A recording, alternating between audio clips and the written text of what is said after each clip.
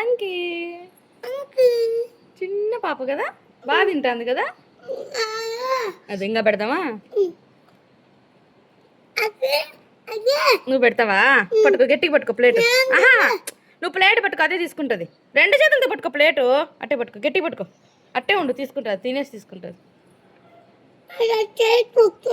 మాడిపండు ఉంటే కోసిచ్చి వైషుకు తినమని చెప్పి అయితే ఇంట్లోకి వచ్చానమాట వంట చేద్దామనేసి. తీరా చూస్తే కిటికీలోకి చిన్న బిడ్డను ఎత్తుకొని ఎంత బాగుందో కోతి. ఆ బిడ్డ అయితే ఎంత క్యూట్గా ఉందో. మా వైషుకి పిలిచానమాట. అది ఇంకా చాలు తినని చెప్పేసి పక్కన పెట్టేసింది మాడిపండు. అది ఎత్తుకొచ్చి పెడదామా అని అనింది. సరే ఉండు నేను పట్టుకొని పెడతా అంటే నేను పెడతాను అని లాక్కొని అయితే పెట్టింది. అది ఎంత బాగా ఒక్కొక్కటి తీసుకొని తింటాందో. ముట్టి ఇచ్చింటే ముట్ట లాస్ట్కి వదిలేసి వెళ్ళిపోయింది అనమాట.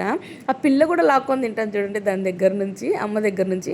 నిజానికి మా ఆయన ఒక స్టోరీ అయితే చెప్పినాడబ్బా, అది ఎంత మటుకు నిజమో నాకు తెలీదు. కరెక్ట్ అనిపిస్తే మీకు ఆ స్టోరీ తెలిసింటే కమెంట్ అయితే చేయండి ఖచ్చితంగా. కోతులు మామూలుగా బిడ్డను ఎత్తుకొని ఉంటుంది కదా, అది జారి పడిపోయినా, ఒకవేళ ఆ బిడ్డ అంతటా బిడ్డనే పక్కకి వెళ్ళిపోయినా కూడా ఇంకొకసారి మళ్ళా దగ్గరికి తీసుకోదంట కోతి. అది నిజమేనా అంటే మళ్ళీ దగ్గరికి పిలుచుకోదంట. ఇక్కడ కూడా చూడండి, ఒకవేళ పడిపోతా అంటే, జారి పడిపోతా అంటే గట్టిగా రెండు కాళ్ళ సందులో పట్టుకొని మళ్ళీ నిదానంగా తింటుందా. చూడండి, పడిపోతుంటే మళ్ళీ పట్టుకొని తింటుందా. చిన్న పాప ఎంత క్యూట్గా ఉంది కదా. కోతులు అంటే ఆంజనేయ స్వామితో సమానము. నిజంగా ఇంటికి ఇలా రావడము భలే అనిపించింది.